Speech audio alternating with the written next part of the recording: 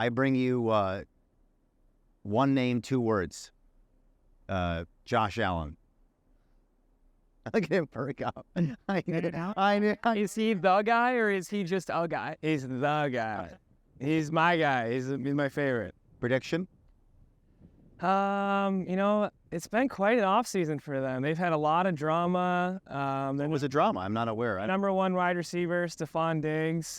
He had a day or two where he was absent from mandatory minicamp, which is a camp that they have in the middle of the summer, just to kind of get everyone together and all that. But he did not show up for 2 days. He's kind of been all over social media about, he's been tweeting some things. Did you text him about it or not? I did not. I thought about Instagram and DMing him, but I don't think he would. You legitimately did, didn't you? Yeah. Yeah, but so he ended up showing up. Supposedly everything's all good, but you talk to or you watch anything on ESPN or anything on NFL Network, and they're all concerned with drama surrounding the Bills. This could be more broad. So that could be, they could be drumming it up. They could be just something to talk about. So you talk about football in July, but I don't know. A lot of the media is down on the Bills, but I have faith. I believe. I think their roster is head and shoulders above what it was last year. Oh, I was going to ask you if they thought they'd be. But were they favored to win the Super Bowl last year? They were, which was kind of crazy. Like they really haven't had much playoff success. So for them to just assume that they were going to be Super Bowl favorites was wild. And now it's funny to see that I know that their roster's better just from following. This is what you do, right? You mentally so I know that their roster's better this year, just the replacements that they had, and I think they're the 5th or 4th highest Super Bowl odds this year. I'm not going to say Super Bowl, but I don't know. I think it's going to be a good year. I know it's going to be a good year. I think last year you said Super Bowl. Last year I bought in all the hype. I did say Super Bowl. I just had a special feeling, and then there were just so many things during the season that derailed them. Like whatever, you can make all the excuses in the world, but I don't know. So this year there's a little bit more question marks, but I have faith. I believe. I won't say Super Bowl, but I think they'll be right there.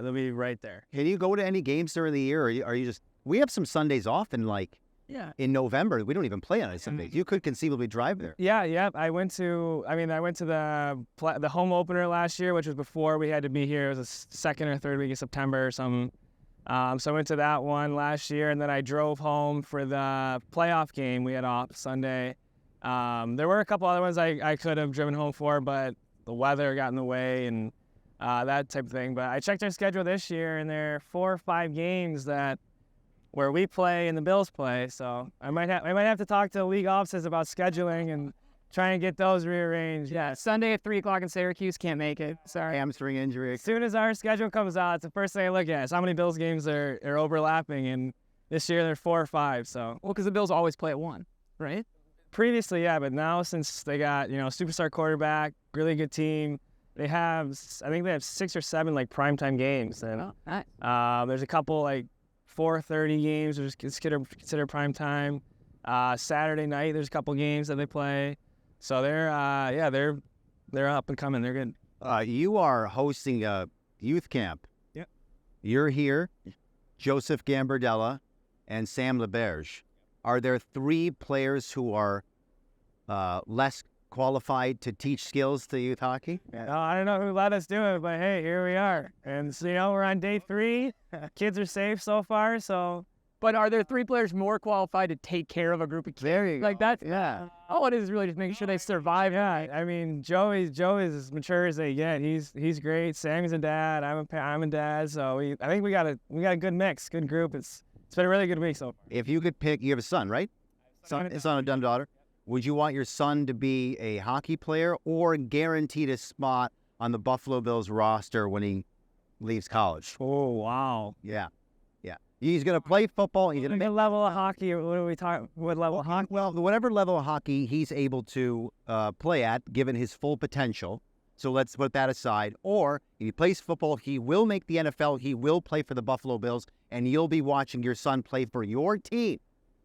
But he has to forego his hockey dream. I feel like it's the easiest thing in the world. Wow. I think it's the easiest thing. The answer is obviously whatever he wants to do. Oh, yeah. Selfishly, Bill. I knew he'd say that. Rather than risk, what if his potential's a decent hockey player, but he's an NFL player. He's come pretty far. I remember you bringing him out there, and you had to hold him up the entire time. How old is he now? He just turned 3, and So he's been skating since before he turned 3. half. Crazy. And now he can go out there by himself? He can He can stand up and move around? he can stand. He still, to really get going, he still holds on to the pusher thing. Right. And there's been a couple instances where he's just like, I don't want to use this, and then all of a sudden he skates. Really? It's good. Yeah, he doesn't go fast, but he can stand up and kind of cruise around. But he's more comfortable holding on to the. But before, you literally had to prop him up the entire time. His back would be so sore by the time he did one lap, and he didn't want to go out there. So you have to kind of get through the first part of it. But he sees you playing. He's gonna want to do that forever. Yeah, you said there's a growing pain in the beginning of it, but you just gotta chip at it. Once they figure out one thing once, then they got it down, and he's kind of take off from there. But yeah, he come to all the games. Even when we were just driving back here this week, we drove by the rink, and he goes, "Daddy, there's where you play hockey." Like Well, his 10,000 hours of skating are going to be in this building between the Adirondack Bank Center and the University Nexus Center. Like, that's where. No, I know. We got a great setup to bring him anytime we want and get him out here, and he loves doing it. So as long as he continues to love doing it, we're going to bring him out here. I know we're sitting out here on the roof, and I know this has been your team for a couple of years now, and we'll be going to year 3 with you, a part of the organization. Just what do you think? Just being here, the experience and being a part of this town. I mean, you're here during the winter, so. Yeah, I know. It's nice being out here and Nice. Beautiful day here. We kind of get a taste of it at the end of the year last year, but to be here in the summer and kind of experience it, you experience what a beautiful town it really is. There's lots going on. And yeah, it's been great being here this will be my 3rd year coming up. My family and I have loved it. Otherwise, I don't think we would have came back. If we didn't, then you probably would find somewhere else to go. But Utica's been everything that we've wanted. It's got everything that you need to, be happy and survive. And, you can make whatever you want out of the situation. You can be miserable. You can, you can do whatever you want to, do. But if you got a positive mindset and you just find the best in things, and you'll learn to love it. And we've learned to love Utica. We're here more than our home in Buffalo. So this is our home. Like I said, just driving here this week, the kids are so excited to come back and to be in the place that we've been in the last 2 years, and to see the friends that he's made here. It's a special part of our lives now. Tell us the best moment I know it's going to put you on the spot here because there's been some cool moments here, but anything that sticks out in your mind from the last season that you remember with a great affinity? Because we had it was up and down for a bit. It was down, and it kind of like it was a roller coaster. And then by the time we got to the playoffs, I was genuinely surprised at how it ended with Toronto. But the Laval series to me was the best hockey you guys had played as a team.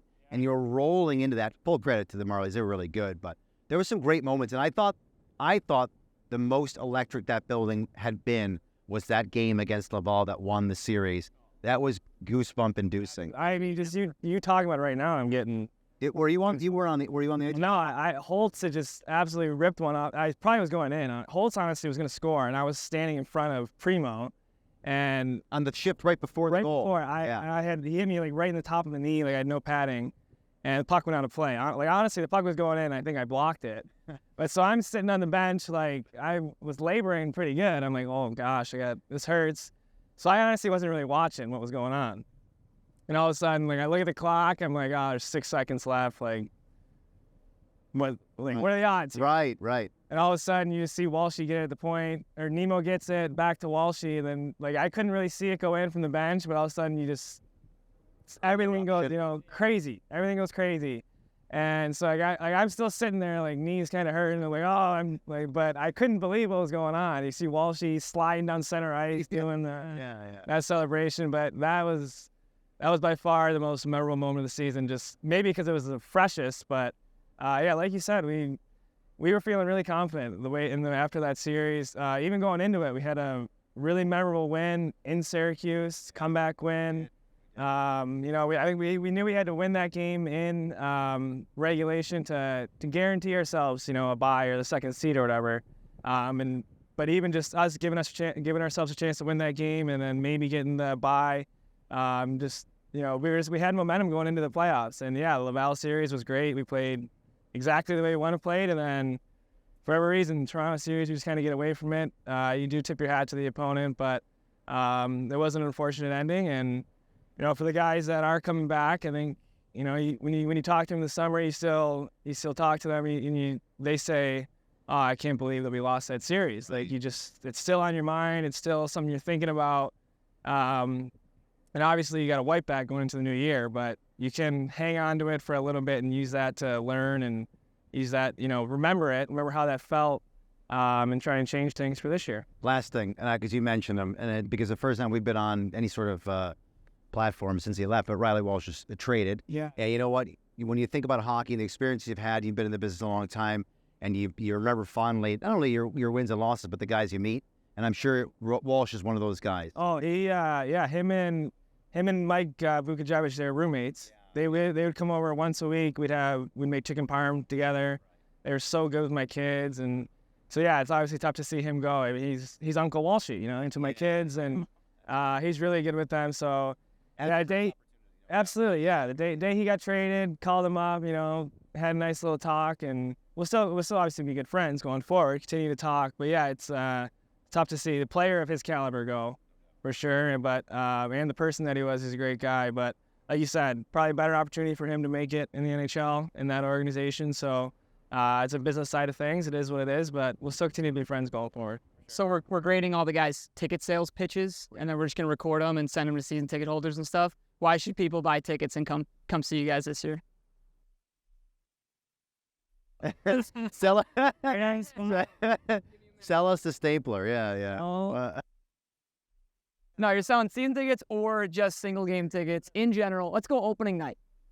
Why should somebody be here opening night? Well, every time we play Syracuse, it seems to be a little bit crazy. There's going to be a lot of action. I'm sure there'll be some fisticuffs, goals. It's a big rivalry game.